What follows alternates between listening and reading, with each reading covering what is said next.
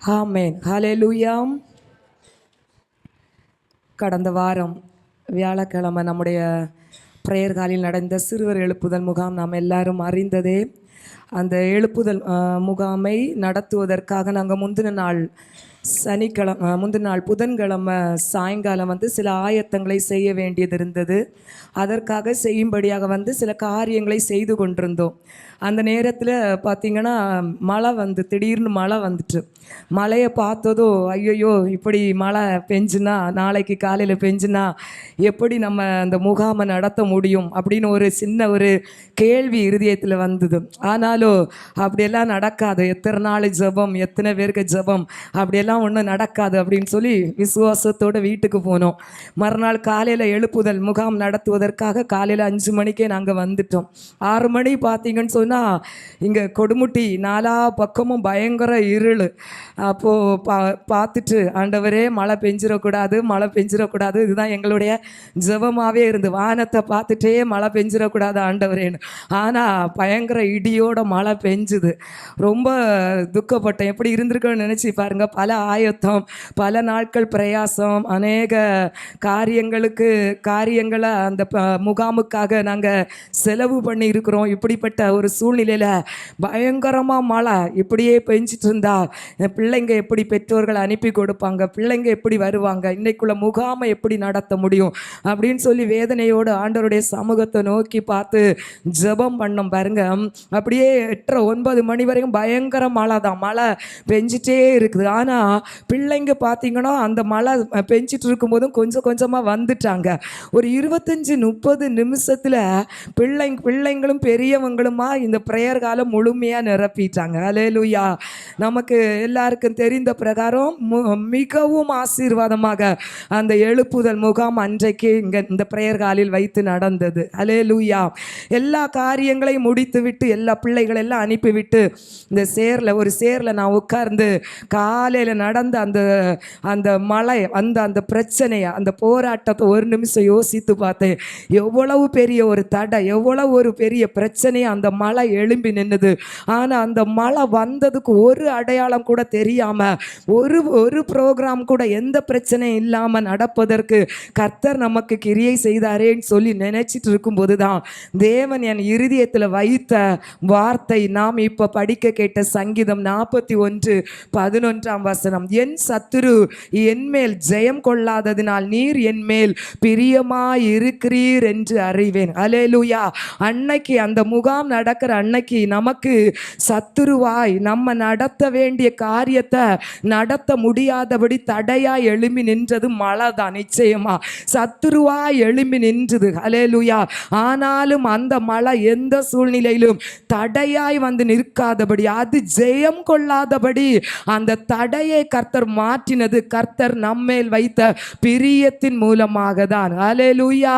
இதை தான் தாவீதும் சொல்லுகிறார், என் வாழ்க்கையில நான் எல்லா யுத்தத்தையும் ஜெயிப்பதற்கு என்னுடைய பலமோ என்னுடைய திறமையோ இல்லை, மாறாக கர்த்தர் என் மேல் வைத்த பிரியத்தின் காரணமாக தான் நான் எல்லா யுத்தத்தையும் ஜெயிக்க முடிந்தது என்று. ஹல்லேலூயா. ஆமென். நமக்கு சத்துருக்கள், கர்த்தர் நம்மை நேசிக்கிறார் என்றால் சத்துருவோ இல்லை தடைகளோ வராது என்று சொல்ல முடியாது. ஹல்லேலூயா. சத்துரு வந்தாலும் தடைகள் வந்தாலும் அவைகள் நம்மை மேற்கொள்ள முடியாது. அந்த சத்துருக்களுக்கு முன்பாகவும் கர்த்தர் நமக்கென்று ஒரு பந்தியை அவர் ஆயத்தப்படுத்துவார். ஹல்லேலூயா. ஆமென். ஹல்லேலூயா. பாருங்க, கர்த்தரால் நேசிக்கப்படுகிறவர்கள், கர்த்தர் யார் மேல் பிரியமாய் இருக்கிறாரோ அவர்களுக்கு விரோதமாய் ஆயுதம் வராமல் இருக்காது. ஹல்லேலூயா. ஆனால் அந்த ஆயுதம் வாய்க்காமே போகும்படியாக கர்த்தர் யார் மேல் பிரியமாய் இருக்கிறாரோ அவர்களுக்கு கர்த்தர் கிரியை செய்வார். ஹல்லேலூயா. கர்த்தர் யார் மேல் பிரியமாய் இருக்கிறாரோ அவர்கள் திறமை இல்லாதவர்களாய் இருக்கலாம், அவர்கள் பலசாலியாய் இருக்கலாம், ஞானம் இல்லாதவர்களாய் இருக்கலாம். ஆனால் கர்த்தர் ஒருவர் மேல் பாசமாய் நேசமாய் பிரியமாய் இருந்தார் என்றால் அவர்களை அவர் பராக்கிரமசாலியா வீரராய் மாற்றுவார். பராக்கிரமசாலியான காரியங்களை கர்த்தர் அவர்களை கொண்டு செய்வார். கிதியோன் ஒரு சாதாரண பலவீனமானவனாய் இருந்தான். ஆனால் கிதியோன் மேலே கர்த்தர் பிரியமாய் இருந்ததினால் பராக்கிரமசாலியான மீதியானியர்களை இதே கிதியோனை கொண்டு கர்த்தர் அழித்து ஜெயத்தை பெற்று தந்தார். அல்லேலூயா. யோசேப்பு சிறை சாலையிலே இருந்த நேரத்திலும் கர்த்தர் யோசேப்பின் மேல் பிரியமாய் இருந்தார். அந்த சிறை சாலையை யோசேப்புக்கு சிங்காசனமாய் மாறும்படியாக கர்த்தர் கிருபை செய்தார். அல்லேலூயா.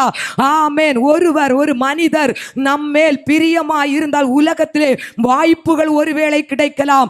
ஆனால் கர்த்தர் உங்கள் மேல் பிரியமாய் இருந்தால் உங்க வாழ்க்கையே வரலாறாய் மாறும். கரங்களை தட்டி கர்த்தரை நாம் மகிமைப்படுத்தலாம். தேவ ஜனமே, கர்த்தர் உங்கள் மேல் பிரியமாய் இருந்தால் உங்க வாழ்க்கை ஒரு சரித்திரமாய் மாற போதுமானதாய் இருக்கிறது. ஹல்லேலூயா.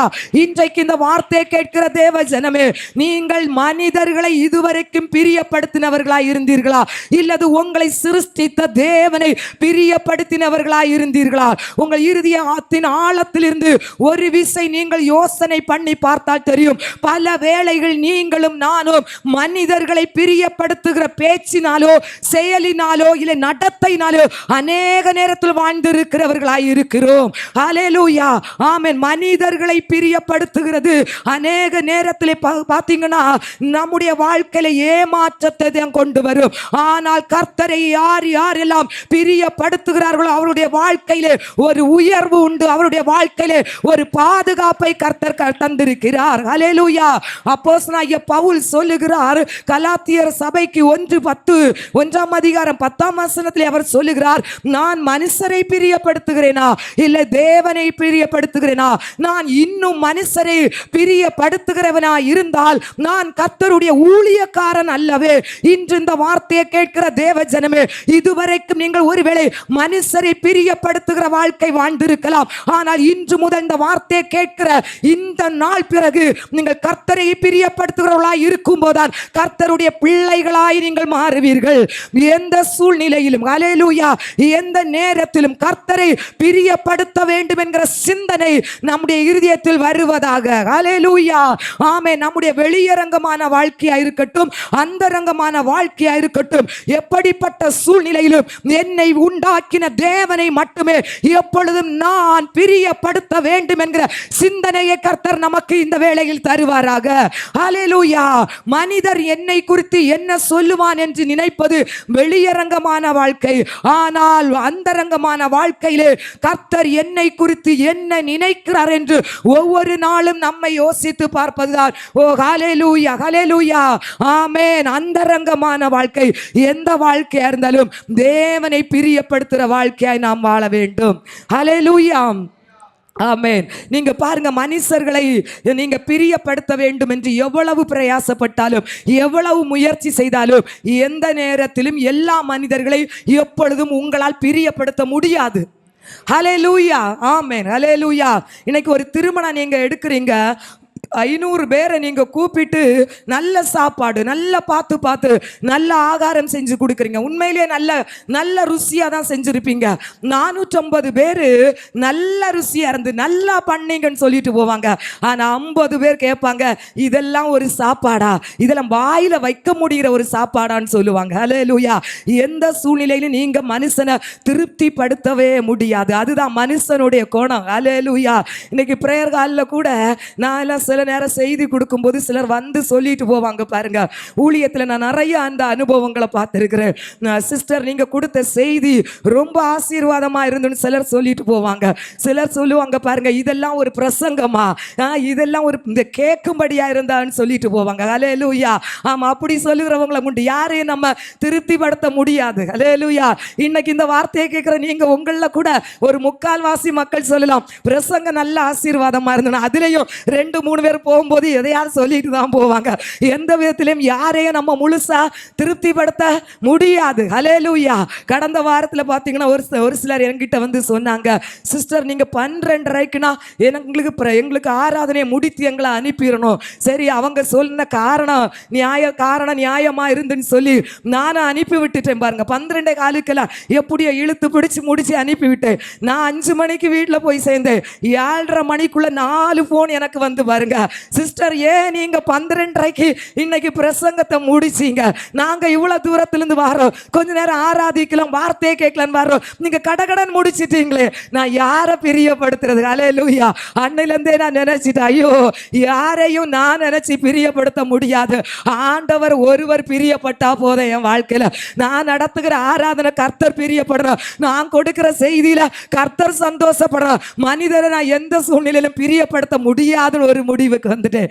ஹல்லேலூயா. மனுஷரை பிரியப்படுத்த முயற்சி செஞ்சா நம்ம ஏமாந்துதான் போவோம். எந்த சூழ்நிலையிலும் மனுஷரை பிரியப்படுத்த முடியாது. ஹல்லேலூயா.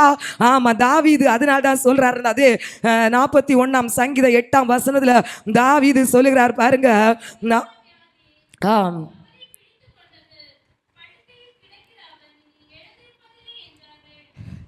சங்கீதம் 48 ஒரு சங்கீதக்காரன் சொல்லுகிறான், என் தேவனே உமக்கு பிரியமானதை செய்ய நான் விரும்புகிறேன் என்று. ஹல்லேலூயா.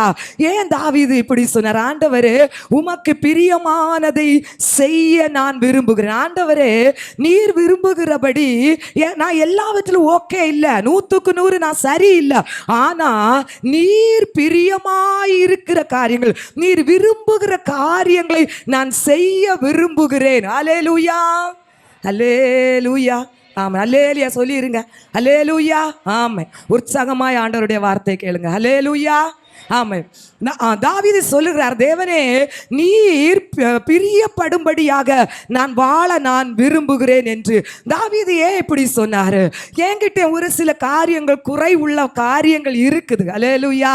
நான் எல்லாவற்றிலும் சரியில்லை ஆண்டவர், ஆனாலும் நீர் பிரியப்படுகிற ஒரு வாழ்க்கை நான் வாழணும். அந்த ஒரு ஏக்கம் தாவீதுக்கு இருதயத்திலே ஒரு தீராத வாஞ்சையா இருந்தது. ஆண்டவர் என் வாழ்க்கையை பார்த்து பிரியப்படணும். ஏன்னா ஆண்டவரை குறித்து தாவீது அதிகமாய் அறிந்திருந்தார். ஆண்டவர் எதுல பிரியப்படுவாரு, ஆண்டவருக்கு எது பிடிக்காது, எல்லாவற்றையும் தாவீது நல்லா அறிந்திருந்த காரணம், தாவீது ஆண்டவரோடு நல்ல ஒரு உறவிலே இருந்தார். ஹல்லேலூயா.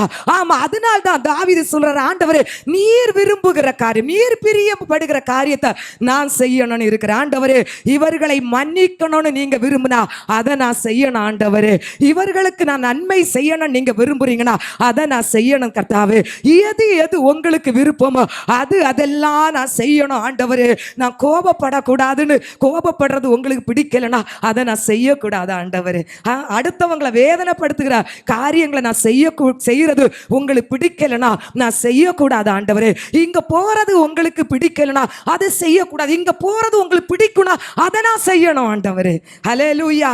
ஆமென். இப்படி பார்த்து அவருக்கு பிரியமான காரியங்களை செய்ய வேண்டும் என்று வாஞ்சித்தவர் தான் தாவீது.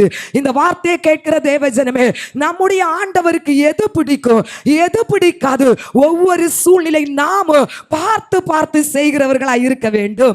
ஹல்லேலூயா. அப்படி சொல்லும்போது கர்த்தர் நான் இந்த காரியத்தை செய்யும் போது அவர் பிரியப்படுவார் என்று யாரெல்லாம் தன்னுடைய வாழ்க்கை கர்த்தரை பிரியப்படுத்துகிற வாழ்க்கை வாழுகிறார்களோ அவர்களை கர்த்தர் அதிகமாய் பிரியப்படுவார், அவர்களை கர்த்தர் ரொம்ப நேசிப்பார். அப்படிப்பட்டவருடைய வாழ்க்கையில சத்துரு வந்தாலும் மேற்கொள்ள முடியாது. உங்களுக்கு விரோதமாய் ஆயுதங்களை அனுப்பினாலும் அது வாய்க்காதே போகும். சத்துருவின் சூழ்ச்சிகளும் தந்திரங்களும் உங்களை மேற்கொள்ள முடியாது. ஏனென்றால் நீங்கள் தேவனை பிரியப்படுத்துகிறவர்கள், தேவன் உங்கள் மேல் பிரியமாயிருப்பார். அப்படி நீங்கள் ஒவ்வொரு நாளும் தேவனை பிரியப்படுத்தினால் ஆண்டவர் என்ன சொல்லுவார் தெரியுமா? என் பிரியமே, என் ரூபவதியே என்று கர்த்தர் உங்களையும் என்னையும் பார்த்து அழைப்பார். ஹல்லேலூயா. எவ்வளவு பெரிய பாக்கியம் பாருங்க, கர்த்தர் நம்மேல் பிரியமாயிருப்பது. ஹல்லேலூயா. ஆண்டவராகிய இயேசு கிறிஸ்து யோர்தான் நதிக்கரையிலே ஞானஸ்நானம் எடுத்துவிட்டு எழும்பின நேரத்தில் பிதாவாகிய தேவன் வானத்திலிருந்து வானத்தை திறந்து ஒரு சத்தத்தை அந்த இடத்துக்கு நேராக எதிரொலித்தார். இவர் என் நேசகுமாரன், இவரில் நான் பிரியமாயிருக்கிறேன் என்று. ஹல்லேலூயா.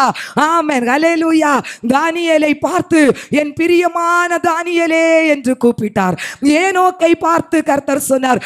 எபிரேயர் நிருபத்திலே சொல்லப்பட்டிருக்கிறது, ஏனோக்கு கர்த்தருக்கு பிரியமானவராய் இருந்தார் என்று. ஹல்லேலூயா, ஆமென். நம்மை குறித்து பரலோக தேவன் சாட்சி சொல்லுவார், எனக்கு இவள் பிரியமானவள், எனக்கு இவன் பிரியமானவன், ஏனென்றால் நான் பிரியப்படுகிற காரியங்களை என் மகள் செய்கிறாள் என்று. ஹல்லேலூயா, ஆமென். டாக்டர் ரேமண்ட் என்கிற ஒரு ஒரு ஒரு மருத்துவர், மருத்துவ உலகிலே மிகவும் ஒரு பெரிய புரட்சியை செய்தவர். 2003 அந்த காலகட்டத்திலே பார்த்தீங்கன்னு சொன்னால் அவருக்கு நோபல் பரிசு கொடுப்பதற்காக அறிவித்தார்கள். என்ன காரணம் என்று சொன்னால் பார்த்தீங்கன்னா, இன்றைக்கு நம்ம எடுக்கிற ஸ்கேன் எம்ஆர்ஐ ஸ்கேன் இருக்குது பார்த்தீங்களா, எம்ஆர்ஐ ஸ்கேன், அந்த மிஷினை கண்டுபிடிச்சவர் தான் டாக்டர் ரேமண்ட் என்பவர். ஹல்லேலூயா, ஆமாம். அவர் இது கண்டுபிடிச்சதுனால இதில் உள்ள நன்மைகளை பார்த்து இவருக்கு நோபல் பரிசு கொடுக்க வேண்டும் என்று அறிவித்தார்கள். அந்த நாட்கள் வரும்போது ஏதோ ஒரு சூழ்ச்சியின் நிமித்தம் இவருக்கு கொடுக்க வேண்டிய பரிசை இவருக்கு கொடுக்காமல் இவருக்கு உதவியாக இருந்த ஒரு சிலருக்கு கொடுத்தார்கள்.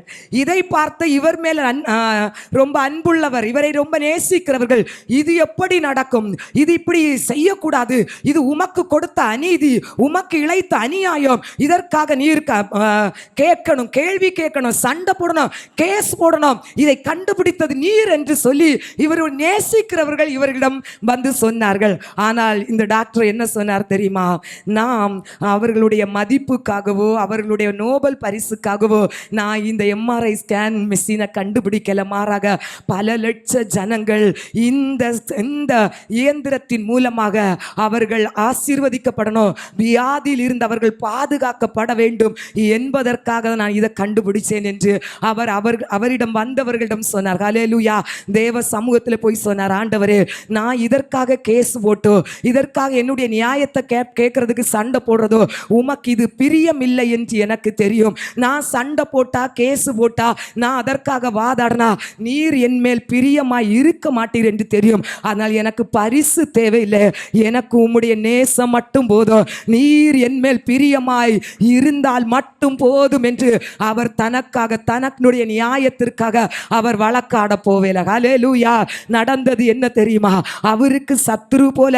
அந்த அநீதியான காரியம் எழும்பி வந்தது.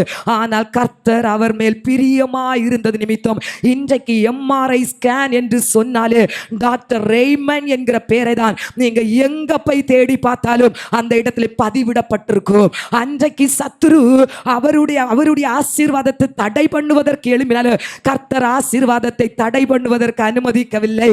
ஹல்லேலூயா, நமக்கு விரோதமாக நம்முடைய வாழ்க்கையில எத்தனை எதிர்ப்புகளும், எத்தனை அநீதியான காரியங்களும், எத்தனை எரிச்சல்களும், பொறாமைகளும் நம்முடைய வாழ்க்கையில் வரலாம். தேவஜனமே, உங்க ஆசீர்வாதத்தை தந்திரமா பறிக்கிறதுக்கு எத்தனை பேர் எழும்பி வரலாம்.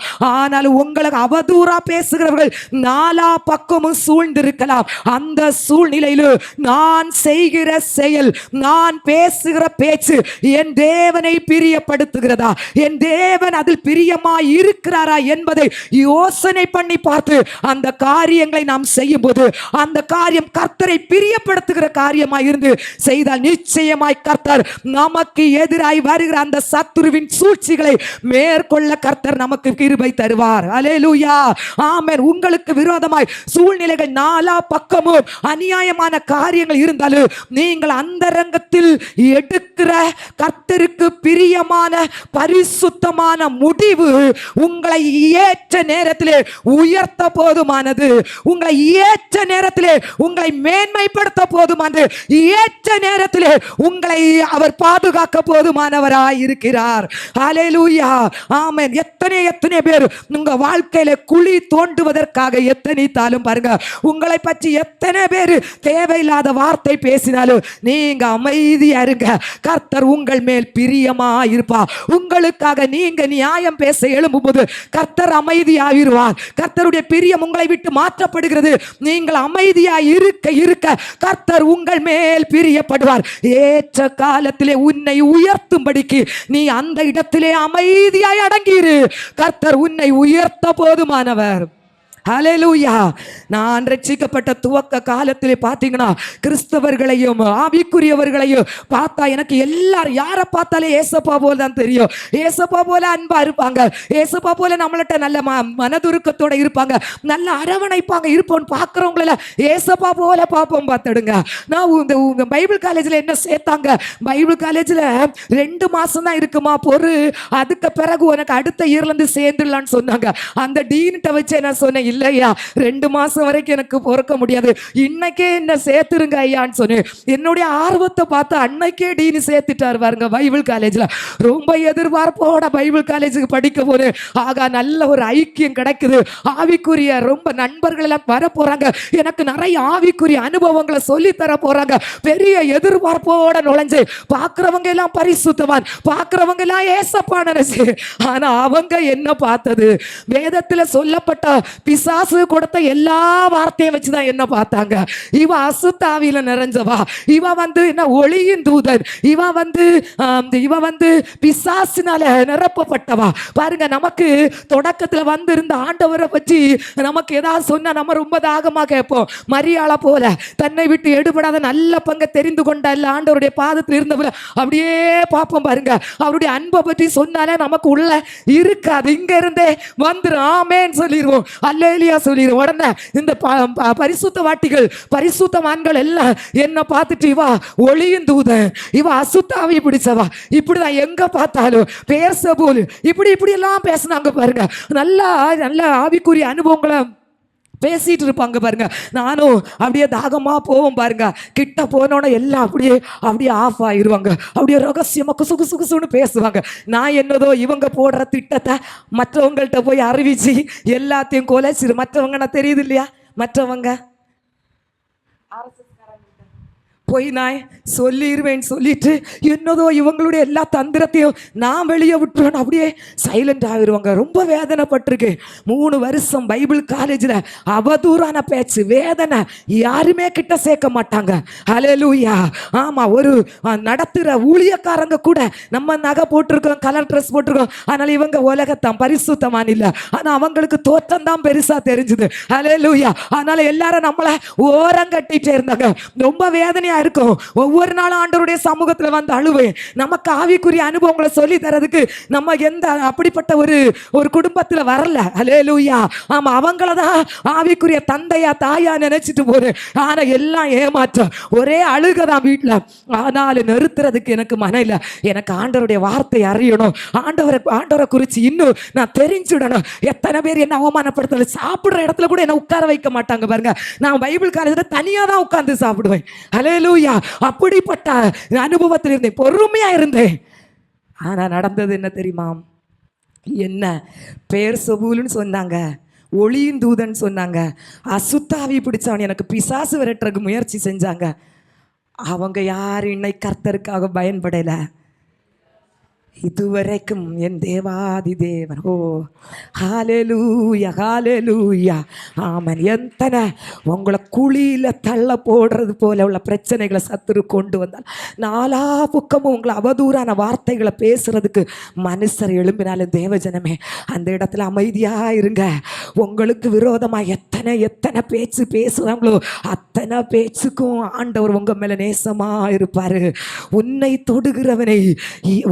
தொடுகிறவன் என் கண்மணியை தொடுகிறான் என்று சொல்லுகிறார். நீங்க கர்த்தருடைய கண்மணிக்கு ஒப்பா இருக்கிறீங்க. உங்களை தொடுகிறவங்களை அவருடைய கண்மணியை தொடுகிறதுக்கு ஒப்பாட்டு பார்த்து இருக்கிறதே இருக்காரு. நீங்க அமைதியா இருங்க தேவஜனமே, அமைதியா இருங்க. சத்துரு 4 பக்கமும் உங்களுக்கு சூழ்ந்து இருக்கட்டும், அமைதியா இருங்க. ஏற்ற காலத்தில் தூக்குவாரு பாருங்க. ஓ, நீ நினைத்து கூட பார்க்க கூடாத, நினைத்து கூட நீ யோசித்து கூட பார்க்க முடியாத உன்னத இடத்துல என் தேவன் உன்னை உட்கார வைப்பாரு. யோசேப்புக்கு சகோதரங்க எல்லாம் விரோதமா இருந்தாங்க, குழியில தூக்கி போட்டாங்க. பாருங்க, தேவையில்லாத பழி, உண்ட வீட்டுக்கு 2 பண்ணிட்டான்னு தேவையில்லாத பேச்சுகள் எல்லாம் யோசேப்பு பேசி சிறைசாலையில கொண்டு போட்டாங்க. ஆனா ஆண்டவர் யோசேப்பு மேல பிரியமா இருந்தார். பாருங்க, ஓ கர்த்தர் ஏற்ற காலத்திலே யோசேப்பை கர்த்தர் கொண்டு கொண்டு மேன்மையான இடத்துல கர்த்தர் உயர்த்தி வைத்தார். ஹல்லேலூயா, ஆமென். உங்களுக்கு ஒன்னே ஒன்று போதும் தேவஜனமே, நான் எந்த சூழ்நிலையிலும் என் ஆண்டவரை மட்டும் பிரியப்படுத்தணும், என் ஆண்டவரை பிரியப்படுத்தணும். நான் இந்த காரியத்தை செய்தா என் ஆண்டவர் துக்கப்படுவாரா? நான் அந்த காரியத்தை செய்தா என் தேவன் சந்தோஷப்படுவாரா? இது ஒன்னே ஒன்று கிறிஸ்தவ வாழ்க்கையில், இந்த ஒன்னே ஒன்று நம்மளுடைய இருதயத்தில் இருந்தால் போதும். அல்லேலூயா. நான் வாலிப பிள்ளைகள் எல்லாம் தூர இடத்துல இருக்கும் போதெல்லாம் ஆண்டவருக்குள்ள ஆதாயப்படுத்தி விடுவோம் பாருங்க. அவங்க அடுத்து படிக்கிற இடத்துக்கெல்லாம் போயிடுவாங்க. போகும்போது வந்து சொல்லிட்டு போவாங்க, ஆண்டி போயிட்டு வரேன். அந்த பிள்ளைங்க ரட்சிக்கப்பட்டிருப்பாங்க, அபிஷேகம் வாங்கியிருப்பாங்க. அந்த பிள்ளைகிட்ட நான் கடைசியாக சொல்லி விடுறது, பிள்ளை நீங்கள் போகிற இடத்துல நீங்கள் செய்கிற செயல்னால கர்த்தர் துக்கப்படாமல் மட்டும் பார்த்துடுங்க. ஹல்லேலூயா. உங்களை மேலே கர்த்தர் பிரியமாக இருந்தார். நீங்கள் உங்களுக்கென்று ஒரு எல்கையா இல்லை ஒரு ஆசீர்வாதத்தை நீங்கள் எதிர்நோக்கி இருக்காண்டாம். உங்களுக்கென்று கர்த்தர் அவர் நமக்கென்று ஏற்றவைகளை அவர் ஏற்ற நேரத்தில் ஆயத்தப்படுத்தி சிங்காசனத்தில் அவர் உட்கார வைப்பார். ஹல்லேலூயா. இதுதான் கிறிஸ்துவ வாழ்க்கையின் மிகப்பெரிய வெற்றி. ஹல்லேலூயா. ஆண்டவர் என்னால் என் பேச்சில், என் செயலில், என் நடத்தையில், ஹல்லேலூயா. ஆமாம், சில நேரத்துல எல்லாம் பாருங்க, நம்ம நாலு செவருக்குள்ளே இருப்போம், மொபைல் நம்ம கையில் இருக்கும். இந்த காரியத்தை நான் எடுத்து ஆன் பண்ணா ஆண்டவர் பார்த்துட்டு இருப்பாரு. இதில் நான் செய்ய துக்கப்படுவாரா சந்தோஷப்படுவார்னு உள்ள எண்ணம் மட்டும் நமக்கு இருக்கணும். ஹல்லேலூயா. ஆமாம், அதை செஞ்சுட்டு இருக்கும்போதே இருதயத்தில் ஒரு எண்ணம் வரும், இது என் ஆண்டவருக்கு பிடிக்காது, இது ஆண்டவருக்கு இஷ்டம் இல்லை. ஆஃப் பண்ணி வச்சு பாருங்க, என் ஆண்டவர் சொல்கிறாரு, எனக்கு பிடிக்கிற காரியங்களை என் மகா செய்கிறான். நம்மக்கிட்ட இன்னும் அதிகமாக ஆண்டவருடைய பாசம், ஆண்டவருடைய பிரியம். ஹல்லேலூயா, ஆமென், ஹல்லேலூயா. என்னாகமம் 14ஆம் அதிகாரம் 8ஆம் வசனத்திலே பாருங்க, அங்கே ஒரு வேத பகுதி சொல்லப்பட்டிருக்கு பாருங்க. கர்த்தர் பிரியமாய் இருக்கிறவர்கள் மேலே என்ன ஆசீர்வாதத்தை ஆண்டவர் வைத்து இருக்கிறார் என்று.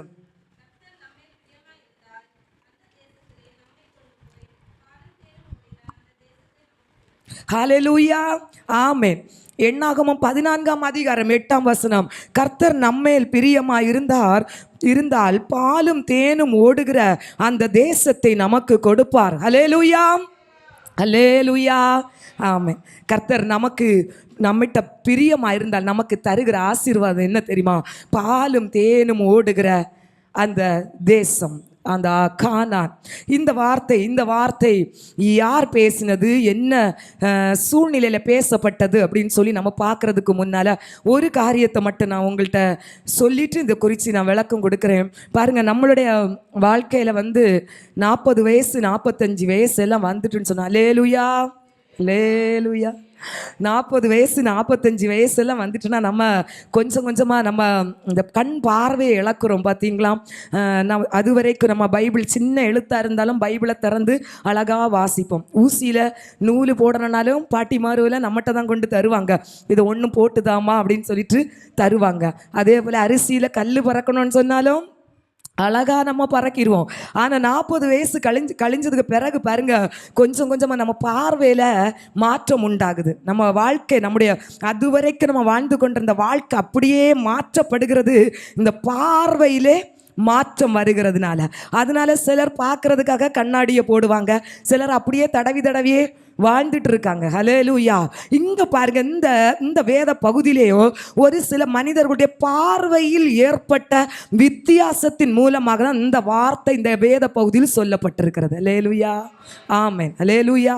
வரலாற்றிலே இஸ்ரவேல் ஜனங்கள் பார்த்தீங்கன்னு சொன்னால் எகிப்தில் அடிமையாக இருக்கிறாங்க. நமக்கு தெரியும், பார்வோனால மிகவும் அடிமையாக்கப்பட்டிருக்கிறாங்க. அதனால் ஆண்டவர் அவர்கள் அடிமைத்தனத்திலிருந்து மீட்டு மோசையின் மூலமாக கொண்டு வராரு. எதுக்கு கொண்டு வராருன்னா, அவர்களுக்கென்று ஆண்டவர் ஒரு அழகான செழிப்பான ஒரு தேசத்தை ஆயத்தப்படுத்தி வைத்திருக்கிறாரு. இந்த தேசத்தில் இந்த ஜனங்களை கொண்டு வாழ வைக்கணும், அவங்க ஆசீர்வாதமாக இருக்கணும். அதுக்காக இந்த இஸ்ரவேல் ஜனங்களை எகிப்திலிருந்து ஆண்டவர் நடத்தி கொண்டு வருகிறார். ஹல்லேலூயா. அந்த தேசத்தை குறித்து சொல்லப்பட்டிருக்குது, பாலும் தேனும் ஓடுகிறதற்கு ஒப்பான கானான் தேசம். அல்லேலூயா. ஆமா, பாலும் தேனும் ஓடுகிறதற்கு ஒப்பான மேன்மையான ஒரு ஆசீர்வாதமான தேசத்தை தான் அவருடைய ஜனங்களுக்கு என்று ஆண்டவர் ஆயத்தப்படுத்தி வைத்திருக்கிறார். இப்போ இஸ்ரவேல் ஜனங்கள் நடந்து பிரயாணப்பட்டு வந்துட்டே இருக்கிறாங்க. வழி பாதையில மோசே 12 பேரை கூப்பிடுறாரு. 12 பேரை கூப்பிட்டு சொல்றாரு, நீங்க நமக்கு ஆண்டவர் தந்திருக்கிற அந்த கானான் தேசம் எப்படி இருக்குன்னு சொல்லி சூழ்நிலையை பார்த்துக்கிட்டு என்கிட்ட வந்து செய்தியை சொல்லுங்க அப்படின்னு சொல்லிட்டு அறிவிச்சு அவங்கள அனுப்பி விடுறாரு மோசே. இப்போ அந்த 12 பேரும் கானான் தேசத்துக்கு போறாங்க பாருங்க. 12 பேரும் கானான் தேசத்துல ஒரே காரியத்தை தான் பார்த்தாங்க. அல்லேலூயா. பார்வையில் இருக்கிற வித்தியாசத்தையாக நம்ம பார்க்க போறோம். ஒரே காரியத்தை தான் கானான் தேசத்துல பார்க்குறாங்க. இப்போ 12 பேரும் கானான் தேசம் முழுவதும் சுத்தி பார்த்தாச்சு. சுத்தி பார்த்துட்டு திரும்ப மோசே கிட்ட போறாங்க. இவங்களுடைய வருகைக்கு ரொம்ப ரொம்ப ஆர்வமாக காத்துட்டு இருக்காங்க. மோசே, இஸ்ரவேல் ஜனங்கள், ஆரோன், முழு இஸ்ரவேல் சபையே 12 பேர் வராங்க. நம்ம தலைமுறையாக சுதந்திரிக்க போகிற கானான் தேசம் எப்படி இருக்குன்னு சொல்ல போறாங்க. அனுபவிக்கிற முன்னாலே சொல்லி சந்தோஷப்பட்டுருவோம். பார்த்தீங்களா? அதை கேட்குறதுக்கு ரொம்ப வாஞ்சியா இஸ்ரவேல் ஜனங்களெல்லாம் அப்படியே நிற்கிறாங்க பாருங்க. அதில் போன 12 பேரில் 10 பேர் வந்து ஓன்னு அழுறாங்க. ஐயோ, அந்த தேசம்லாம் நமக்கு சொந்தமாகாது, அது நமக்கு சாத்தியமே இல்லை. ஆண்டவர் என்னதான் சொன்னாலும் அங்கே போய் நம்ம உட்கார்ந்து வாழ்றதுக்குள்ள வழியே இல்லை. ஏன்னா அங்கே இருக்கிற ஜனங்களெல்லாம் பராக்கிரமசாலி, அங்கே இருக்கிறவங்க எல்லாம் ராட்சசர்கள் போல இருக்கிறாங்க. நம்ம அவங்க பக்கத்தில் போய் நின்னா ஒரு குருவி குஞ்சு போல தான் இருக்கிறோம். சாத்தியமே இல்லை. இதை கேட்டதும் இஸ்ரவேல் ஜனங்கள் எல்லாம் வாயிலையும் வயத்திலையுமா அடித்து ஓன்னு அழுறாங்க பாருங்க. நம்ம ஆண்டவர் கானான் தேசத்துல கொண்டு சேர்ப்பேன்னு சொன்னாரு. நம்பி போனோன்னா அங்க இருக்கிற மக்கள் எல்லாம் நம்மளை கொன்னுருவாங்க, நம்ம பிள்ளைகளையும் மனைவிகளையும் சிறைபிடிச்சிருவாங்க. அதனால இது சாத்தியம், இது வந்து நடைமுறைக்கு ஒத்து வராது. அதனால திரும்ப எகிப்துக்கே போயிடுவோன்னு இருந்தாங்க. ஹல்லேலூயா. ஆனால் அவங்க பார்த்த பார்வை நிஜமான பார்வை தான். ஏன்னா அப்படிப்பட்ட மக்கள் தான் அங்கே இருந்தாங்க. வாய்ப்பே இல்லை, கானான் தேசத்துக்குள்ள பிரவேசிக்கிறது வாய்ப்பே இல்லை.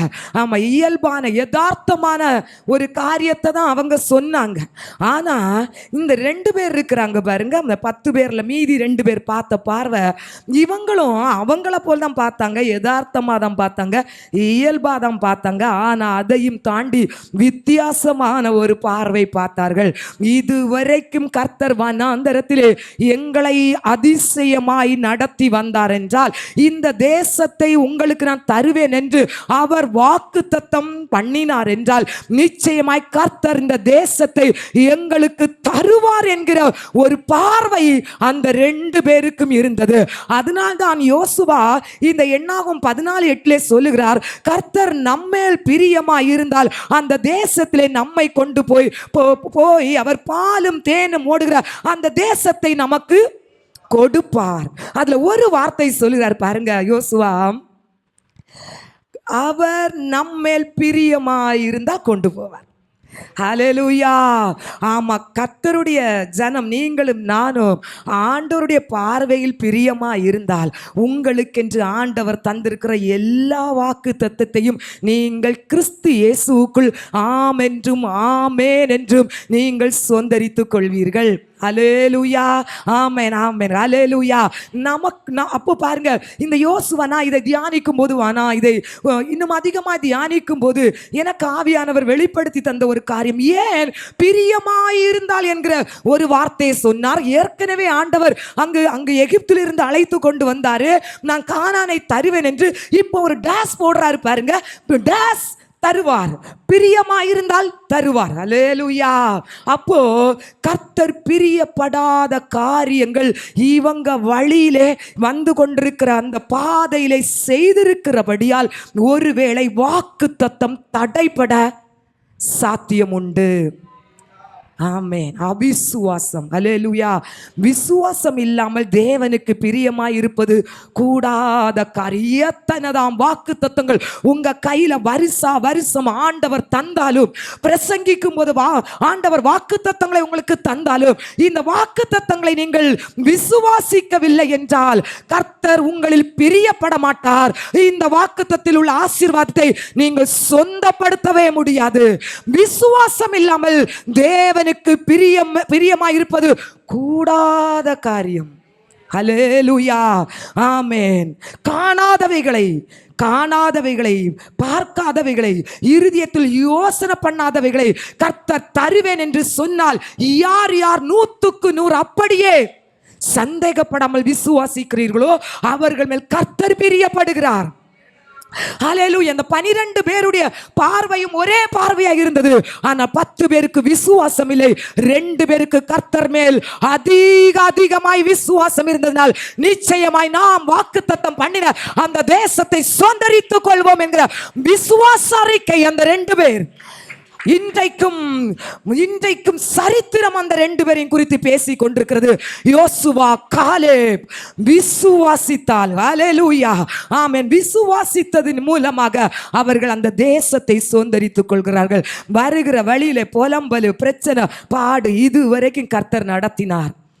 10 வாதைகளை எகிப்தில் அனுப்பி எங்களை பலத்த கையினாலும் ஓங்கிய புயத்தினால் மீட்டு கொண்டு வந்து பெருங்கடலை 2ஆக பிளந்து வனாந்தரத்திலே மன்னாவை தந்து வனாந்தரத்தில் தண்ணி ஓடாத பாதையில குடிக்க தண்ணீரை தந்து இதுவரைக்கும் என்னை என் தேவன் நடத்தி வருகிறார். கசந்த தண்ணீரை மதுரமாய் மாற்றினார். என் வாழ்க்கையில் இதையும் என் தேவனால் செய்ய முடியும் என்கிற விசுவாசம் இல்லாமல் போனது நிமித்தம் யோசுவா சொல்றார், கர்த்தர் பிரியமாயிருந்தால் நாம் வாக்கு தத்தத்தை சொந்தப்படுத்துவோம். ஹல்லேலூயா. ஆமென். தேவஜனமே, கர்த்தரை நாம் பிரியப்படுத்தி ஜெபிக்கணும். ஹல்லேலூயா. ஆமென். கர்த்தர் நம்முடைய வாழ்க்கையில் செய்த நன்மைகளை நினைத்து ஆண்டவருடைய சமூகத்தில் நன்றி உள்ள இருதயத்தோடு நம்ம துதிப்போம். இந்த வாரம் ஒரு நன்மையை செய்தார்னா நிச்சயமா உள்ளத்தின் ஆழத்தில் இந்த ஆண்டவரை துதிப்போம். ஆனா அதே வாரத்தில் நன்மை நடக்கலனா எல்லாம் ஆஃப் ஆகிரும் ஆராதனையில. ஹல்லேலூயா.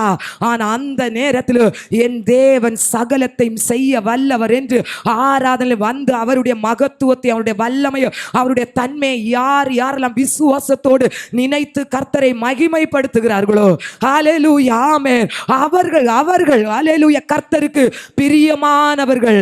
ஓ, இந்த சூழ்நிலை என் தேவனால் மாற்ற முடியும். அவர் சகலத்தையும் செய்ய வல்லவர். அவரால் ஆகாத காரியம் ஒன்றுமில்லை. இந்த விசுவாசம் யாருடைய இருதயத்தில் இருக்குதோ அவர்கள் தேவனுக்கு பிரியமானவர்கள். அவர்களுக்கென்று கர்த்தர் வைத்திருக்கிற அந்த ஆசீர்வாதமான பாலும் தேனும் ஓடுகிற கானானை சுதந்தரித்துக் கொள்ளும்படி கர்த்தர் கிருபை செய்வார்.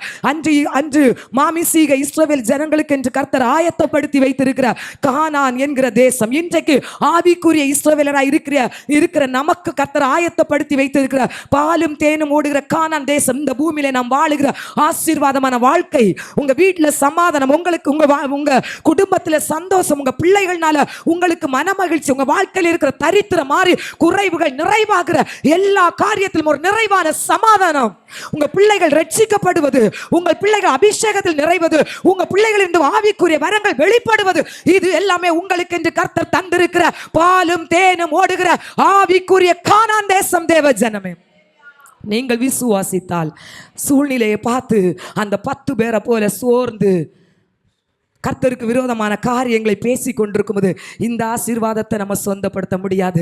இதுவரைக்கும் என் தேவன் நடத்தினார் என்றால் இனியும் நடத்துவார் என்கிற ஒரு விசுவாச நிறைவாய் யோசுவாயை போல காலே போல நீங்க இருந்தீங்கன்னா ஜெபத்தில் நீங்க சொல்லி ஆண்டவரை ஜெபிப்பீங்க. ஆண்டவரே, இந்த சூழ்நிலையை மாற்ற உம்மால முடியும்பா, ஆனாலும் உம்முடைய சித்தத்திற்கு நான் ஒப்பு கொடுக்கிறேன். என் வாழ்க்கையில நீர் எது செய்தாலும் நன்மைக்கு தான் செய்வீங்க அப்பான்னு முழுமையாய் ஆண்டவருடைய சமூகத்திலே நம்மை ஒப்பு கொடுத்து விசுவாசத்தில் உறுதி உள்ளவர்களாய், ஹல்லேலூயா, ஆமென், அவரை உறுதியாய் பிடித்துக் கொள்கிறவர்கள், ஜெபத்தில் அவருடைய பாதத்தை உறுதியாய் பிடித்துக் கொள்கிறவர்களுக்கு அவர் பூரண சமாதானத்தை வாக்களித்திருக்கிறார். அந்த விசுவாசம் யாக்கோபு தேவதூதனுடைய பாதத்தை பிடித்து போராடுறான். உம்மால் என்னை ஆசீர்வதிக்க முடியும் ஆண்டவரே. ஹல்லேலூயா. இந்த இந்த இந்த உறுதி, இந்த விசுவாசம், அவரை பற்றி நாம் அறிந்திருக்கிற அறிவின் அடிப்படையில் அவரை உறுதியாய் யாரெல்லாம் பிடித்துக் கொள்கிறார்களோ அவர்களுக்கு இந்த பூமியிலேயோ உன்னதத்திலோ அவர் பாலும் தேனும் ஓடுகிற கானானை கர்த்தர் வாக்களித்திருக்கிறார். ஹல்லேலூயா. ஆமென். எந்த சூழ்நிலை தேவஜனமே ஜெபத்திலே கர்த்தரை பிரியப்படுத்துகிற ஒரு வாழ்க்கை வாழ்வோம். ஹல்லேலூயா. இன்னைக்கு அநேக நேரத்தில் பாருங்க, ஆவிக்குரிய வாழ்க்கையில கூட நம்ம மனிதர்களை பிரியப்படுத்துகிற ஒரு வாழ்க்கை தான் வாழ்ந்து கொண்டிருக்கிறோம். மனிதர்கள் என்ன சொல்லிடுவாங்க. ஹல்லேலூயா. ஆமென். ஆண்டவரை பிரியப்படுத்துகிற ஒரு ஆராதனை நம்ம ஆராதிப்போம். ஆண்டவரை பிரியப்படுத்துகிற ஒரு வாழ்க்கை வாழுவோம். ஹல்லேலூயா. ஆமென். இன்றைக்கு ஒரு தீர்மானம் எடுங்க. ஆண்டவரே, தாவீது சொன்னது போல உமக்கு பிரியமானதை செய்ய எனக்கு கற்று தாரும் ஆண்டவரே. ஹல்லேலூயா. ஆமென். தானியேல் கர்த்தருக்கு பிரியமானவராய் இருந்தார். இன்னும் நிறைய தலைப்புகள் உண்டு, ஆனால் நமக்கு நேரம் இல்லை. ஆனாலும் இந்த கர்த்தருக்கு பிரியமாய் நடக்கிறவர்களுக்கு அநேக ஆசீர்வாதங்கள் வேதத்தில் சொல்லப்பட்டிருக்கு. ஒன்று மட்டும் சொல்றேன். இங்கு தானியேலே சொல்லப்பட்டிருக்கிறது 9ஆம் அதிகாரம் 23ஆம் வசனம். நீ வேண்டிக் கொள்ள தொடங்கின போது கட்டளை வெளிப்பட்டது. அல்லேலூயா. பிரியமான தானியேலே, நீ வேண்டிக் கொள்ள துவங்கும் போதே பிரியமான, உங்க பேரை போடுங்க, நீங்க பிரியமான, தேவனுக்கு பிரியமானவர்கள். ஹல்லேலூயா. ஆமென். ஹல்லேலூயா. ஆண்டவர் உங்களை நேசிக்கிறார் தேவஜனம். எத்தனை பிரச்சனைகள், எத்தனை சூழ்ச்சிகள், எத்தனை குழியில் தள்ளுகிற அனுபவங்கள் வந்தாலும் நீங்க விழாம இன்னைக்கு நிக்கிறீங்கன்னா கர்த்தர் உங்க மேலே, உங்க குடும்பத்தின் மேலே அதிகமாக பிரியம் வைத்ததுனால்தான். ஹல்லேலூயா. கரங்களை தட்டி கர்த்தரை மகிமைப்படுத்துவோமா? ஆமென். இன்னும் அதிகமாய் ஆண்டவருடைய சமூகத்திலே ஆண்டவர் பிரியப்படுகிற காரியங்களை செய்வோம். ஹல்லேலூயா. ஆமென். வேதவசனம், தானியேல் ஜெபம் பண்ண துவங்கின போதே ஜெபம் வேண்டுதல் பரலோகத்திலே கேட்கப்பட்டது. பிரியமானவர்கள் ஜெபிக்கும் போது பிரியமானவருடைய ஜெபத்தை அந்த ஸ்பாட்லே தேவன் கேட்டு ஜெபத்தை கேட்கிற வேதத்தில் சொல்லப்பட்டு கடந்த வெள்ளிக்கிழமை தியானித்தோம். ஜெபத்தை அவர் பிரியமானவர்கள் ஜெபிக்கும் போதெல்லாம் பரலோக சிங்காசனத்தில் என் தேவாதி தேவன் ஆமேன் ஆமேன் என்று சொல்லி அங்கீகரிப்பாராம். ஹல்லேலூயா.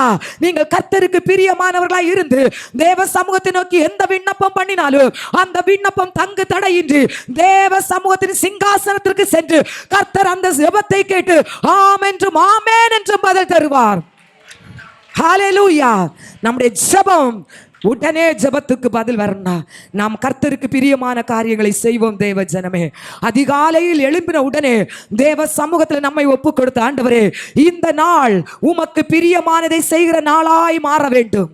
என் வாயின் வார்த்தைகள், என் கண்ணின் பார்வைகள், என் இருதயத்தின் தியானம், என் காலின் நடைகள் ஒவ்வொன்றும் தேவனுக்கு பிரியமானதாய் இருக்க வேண்டும். எனக்கு உதவி செய்யுங்க என்று ஆண்டவருடைய சமூகத்தில் நம்மை ஒப்பு கொடுத்து விட்டு அந்த நாளை துவங்கி பாருங்க. அந்த நாள் நிச்சயமாய் கர்த்தருடைய சித்தத்தின்படி கர்த்தர் நம்மை நடத்தி செல்கிற நாளாய் இருக்கும். நம்முடைய ஜெபம் கேட்கப்படும் தேவன் ஜனமே. நம்முடைய குடும்பத்திற்கு கர்த்தர் ஏற்ற பாதுகாப்பை தருவார். ஹல்லேலூயா. மனுஷர்கள் முன்ன அடிக்க வேண்டாம். நம்ம மனுஷர்கள் முன்ன நல்ல பேர் எடுக்க வேண்டிய அவசியம் இல்லை. மனுஷர்கள் முன்னால நல்ல பேர் எடுக்கணும். நம்ம ஒரு நடிகர்களாக தான் இருப்போம். ஹல்லேலூயா. பல நேரத்தில் நம்முடைய சோய கோணம் அவங்க அறிஞ்சிடுவாங்க. ஆனால் ஆண்டவரை பிரியப்படுத்தினா நம்ம என்றைக்கும் ஆண்டவருடைய பிள்ளையாய் ஆசீர்வதிக்கப்பட்டிருப்போம். கர்த்தர் இந்த வார்த்தையின் மூலமாக நம்மை ஆசீர்வதிப்பாராக. ஆண்டவர்கிட்ட கேட்பீங்களா? ஆண்டவரே, உமக்கு பிரியமானதை செய்ய எனக்கு கற்றுத்தாரும். ஹல்லேலூயா.